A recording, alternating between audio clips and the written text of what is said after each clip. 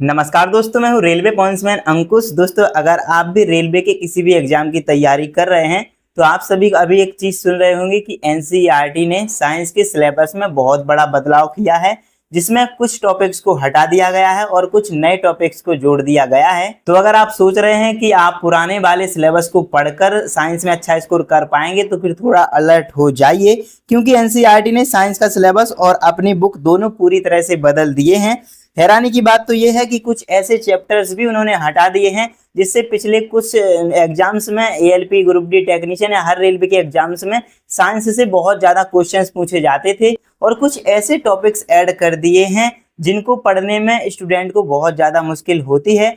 तो कुछ टॉपिक्स के अंदर कुछ और एक्स्ट्रा चीजें भी ऐड करी हैं। अब हर स्टूडेंट के दिमाग में एक ही चीज चल रही है कि आने वाले जो रेलवे के एग्जाम्स हैं, जैसे कि रेलवे ग्रुप डी का एग्जाम, तो इसमें जो नई बुक आ रही है उससे क्वेश्चंस बनेंगे या फिर जो पुरानी बुक है सिर्फ वही पढ़ें। अगर नई बुक पढ़ना शुरू किया और पुराने बुक से क्वेश्चंस बन गए तो फिर क्या होगा, ये सारी चीजें दिमाग में चल रही हैं। तो आपको बिल्कुल भी परेशान होने की जरूरत नहीं है, क्योंकि आज की इस वीडियो में मैं आपको ग्राउंड रियलिटी और फैक्ट के बेस पर बताऊंगा कि एग्जैक्टली कौन से चैप्टर्स हट गए हैं और कौन से नए चैप्टर जोड़े गए हैं। और साथ ही लास्ट में एक ऐसी सेफ्टी स्ट्रेटजी आपको बताऊंगा, कुछ ऐसी बातें बताऊंगा जिसको ध्यान रखोगे, अगर उसको फॉलो करोगे तो आपका एग्जाम में साइंस में एक भी मार्क्स नहीं काटा जाएगा। तो वीडियो को ध्यान से बिना स्किप किए एंड तक देखना, क्योंकि आधी अधूरी जानकारी से आपका नुकसान हो सकता है।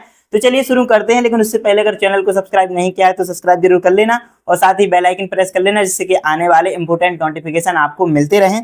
चलिए सबसे पहले बात करते हैं कि कौन कौन से चैप्टर्स हैं जो पुराने सिलेबस से हटा दिए गए हैं।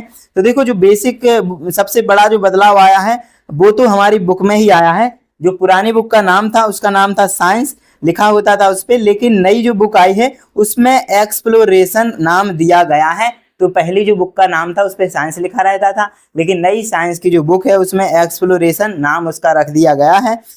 जो बुक है आपको स्क्रीन पे दिख रही होगी, उसकी पीडीएफ है जो कि मैंने टेलीग्राम ग्रुप पे डाल दी है, और टेलीग्राम ग्रुप की लिंक डिस्क्रिप्शन और बायो में मिल जाएगी, तो वहां से जाके आप डाउनलोड कर सकते हैं। तो वो बुक से भी आप देख सकते हैं। टोटल जो चैप्टर थे, जो पुरानी बुक थी उसमें टोटल 12 चैप्टर हुआ करते थे, 12 टॉपिक हुआ करते थे, लेकिन जो नई वाली बुक आई है उसमें टोटल 13 टॉपिक हैं, जिनमें से कुछ पुराने टॉपिक भी हटा दिए गए हैं, कुछ एक्स्ट्रा नए टॉपिक जोड़े हैं, जिससे कि एक एक्स्ट्रा टॉपिक भी हो गया है और 3-4 टॉपिक बदलाए हुआ है उसमें। कुछ बात करें डिजाइन की, तो जो पुरानी बुक थी वो थोड़ी कम कलरफुल थी, इसमें ज्यादा कलरफुल बुक ये है, और डायग्राम का यूज बहुत ज्यादा किया गया है। पहले जो साउथ साइड में बुक्स हुआ करती थी उस टाइप की बुक्स इस बार एनसीईआरटी ने दे दी है। अब बात आती है कि कौन से चैप्टर्स हैं जो हटाए गए हैं। सबसे पहले जो मैटर यानी कि पदार्थ वाला चैप्टर था, जिसमें जो पदार्थ की अवस्थाएं होती थी, ठोस, द्रव, गैस, इन सभी चीजों के बारे में पढ़ाया जाता था। तत्व और यौगिक के बारे में भी इसमें पढ़ाया जाता था। तो ये पूरी तरह से चैप्टर हटा दिया गया है। अब नई एनसीईआरटी की बुक में आपको ये वाला चैप्टर देखने को नहीं मिलेगा। दूसरा जो चैप्टर है वो है गुरुत्वाकर्षण, जिसे ग्रेविटेशन इंग्लिश में कहते हैं। तो ये वाला चैप्टर क्लास 9 से हटा दिया गया है, क्योंकि ये जो चैप्टर है वो 11th में पढ़ाया जाता है। खैर, किसी भी पढ़ाया जाता है, इससे हमें कोई मतलब नहीं है, बाद में इसके बारे में बात करेंगे। तो सबसे इंपोर्टेंट जो टॉपिक है ग्रेविटेशन यानी गुरुत्वाकर्षण वाला चैप्टर, तो इसको भी एनसीईआरटी से हटा दिया गया है। इसके बाद एक और है खाद्य संसाधनों में सुधार यानी कि इम्प्रूवमेंट इन फूड रिसोर्सेज, जो कि बायोलॉजी का चैप्टर है। इस चैप्टर को भी हटा दिया गया है, यानी कि एक केमिस्ट्री से, एक फिजिक्स से और एक बायोलॉजी से, तीनों पोर्शन से एक एक चैप्टर को हटा दिया गया है। इसमें फूड प्रोडक्शन और बायोलॉजी से जुड़े हुए जो चैप्टर्स हैं वो पूरी तरह से हटा दिए गए हैं, जबकि पिछली बार ग्रुप डी में इससे बहुत ज्यादा क्वेश्चंस भी पूछे गए थे। तो ये 3 चैप्टर हैं जो पूरी तरह से हटा दिए गए हैं। अब बात करते हैं कि नए कौन कौन से चैप्टर जोड़े गए हैं। तो सबसे पहले इसमें पृथ्वी और वायुमंडल यानी कि अर्थ और एटमॉस्फेयर एक नया चैप्टर जोड़ा गया है। ये एक बिल्कुल नया चैप्टर जोड़ा गया है, जिसमें पृथ्वी और उसके ऊपर की जो वायुमंडल की अलग अलग परतें हैं, लेयर्स हैं, तो इन सारी चीजों के बारे में इस टॉपिक के अंदर पढ़ाया जाएगा। इसके बाद जो अगला टॉपिक है डाइवर्सिटी एंड क्लासिफिकेशन, जीवों में विविधता और वर्गीकरण, ये चैप्टर 2 साल पहले एनसीईआरटी से हटा दिया गया था, जिसे वापस से फिर से जोड़ दिया गया है। तो आगे से अब आपको अलग अलग जानवरों और पेड़ पौधों के वर्गीकरण के बारे में इस चैप्टर में पढ़ाया जाएगा। अगला जो चैप्टर है जो जोड़ा गया है रिप्रोडक्शन यानी कि प्रजनन। तो ये जो चैप्टर है पहले 10 की क्लास में हुआ करता था, लेकिन अब 9th की क्लास में। खैर, ये जो चीज है 9th और 10th की ही रेलवे में आती है। तो जो रिप्रोडक्शन वाला चैप्टर है ये पहले भी था और अब भी है, तो इसको आपको पढ़ना ही पड़ेगा। बात आती है कि पुराने चैप्टर जिसमें नए कुछ टॉपिक ऐड किए गए हों, क्योंकि अब हमने ये बात तो कर ली है कि कौन से टॉपिक हटा दिए हैं, कौन से जोड़ दिए हैं। अब बात ये आती है कि कुछ ऐसे टॉपिक्स हैं उनके अंदर भी कुछ चीजों को ऐड कर दिया है, जैसे कि वर्क एंड एनर्जी, कार और ऊर्जा वाले चैप्टर में एक सिंपल मशीन जिसे सरल मशीन कहा जाता है उसके बारे में इस चैप्टर में जोड़ दिया गया है, जिसमें घिरनी, आनंतल वगैरह पढ़ाया जाता है, जो कि एलपी की CBT 2 के जो ट्रेड का टेस्ट होता है ITI में बेसिकली। तो ITI में आपको एक चैप्टर पढ़ाया गया होगा, जिसने भी ITI करी है इलेक्ट्रीशियन से, फिटर से, इलेक्ट्रॉनिक्स मैकेनिक से, उनको सरल मशीन के बारे में पहले से भी थोड़ी बहुत जानकारी होगी। मैंने भी ITI करी है तो मैंने इस चैप्टर को पढ़ा था।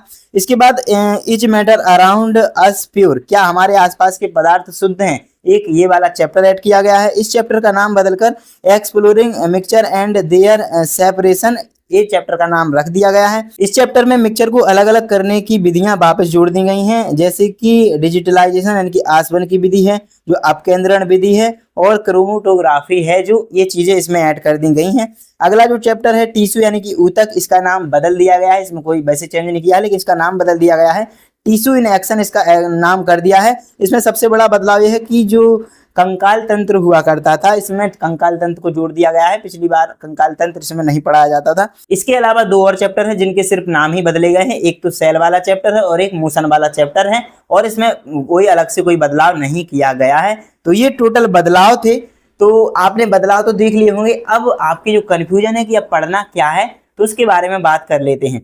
तो देखो, जो पुराने NCERT की बुक में जितने भी चैप्टर दिए गए थे, चाहे वो ग्रेविटेशन वाला हो, चाहे वो मैटर वाला हो, या फिर जो बायोलॉजी का फूड वाला है, तो ये आपको चैप्टर पढ़ने ही पढ़ने हैं, पुराने ही NCERT के बेस पे जो आप बैच लिए हो उसमें पढ़ाया गया होगा। इसके अलावा जो नए चैप्टर ऐड किए गए हैं, ये वाले चैप्टर भी आपको पढ़ के जाना है, क्योंकि इन चैप्टर्स में ज़्यादा टाइम नहीं लगेगा। तो इन चैप्टर की भी आपको जानकारी होनी चाहिए, ताकि अगर पिछली वाली बुक से पूछ लिया जाए तब भी आप सवाल को कर लें, और नई वाली बुक से पूछ लिया जाए तब भी आप सवाल कर लें। तो आपको दोनों चीजें पढ़ के जाना है, जो बदला हुआ है वो और जो पहले था वो भी। देखो, ये बात है मैं इसलिए बोल रहा हूँ कि अभी तक रेलवे का कोई एग्जाम तो हुआ नहीं है सिलेबस के बदलाव के बाद, तो हम ये अंदाजा तो लगा नहीं सकते हैं कि नई चीजें पूछी जाएंगी या फिर पुरानी चीजें पूछी जाएंगी। तो इसका बेस्ट सॉल्यूशन है कि आप पुराना वाला पढ़ लीजिएगा, वैसे भी आपका सिलेबस तो हो ही गया होगा। तो जो नई चीजें ऐड हुई हैं उन चीजों को भी आप पढ़ लेना और बाकी सारी चीजों की रिवीजन कर लेना। तो दोस्तों, आज की इस वीडियो में यही इन्फॉर्मेशन थी। उम्मीद है कि आपको ये वीडियो पसंद आई होगी। वीडियो पसंद आई है तो वीडियो को लाइक करके अपने उन सभी दोस्तों के साथ शेयर करना जो रेलवे एग्जाम की तैयारी कर रहे हैं। अगर कोई मन में डाउट रह गया हो फिर भी, तो कमेंट सेक्शन खुला हुआ है, बेझिझक आप अपने सवाल लिख सकते हैं। इसके अलावा टेलीग्राम चैनल पे मैं बहुत सारे अपडेट देता रहता हूँ, उसे भी ज्वाइन कर लेना। और अगर कोई पर्सनल बात करनी है तो इंस्टाग्राम पे भी आप मुझे मैसेज कर सकते हैं। इन सभी की लिंक्स चैनल की डिस्क्रिप्शन में और चैनल की बायो में मिल जाएगी, वहां से जाके आप देख सकते हैं। तो चलिए मिलते हैं अगली वीडियो में, तब तक के लिए नमस्कार, धन्यवाद।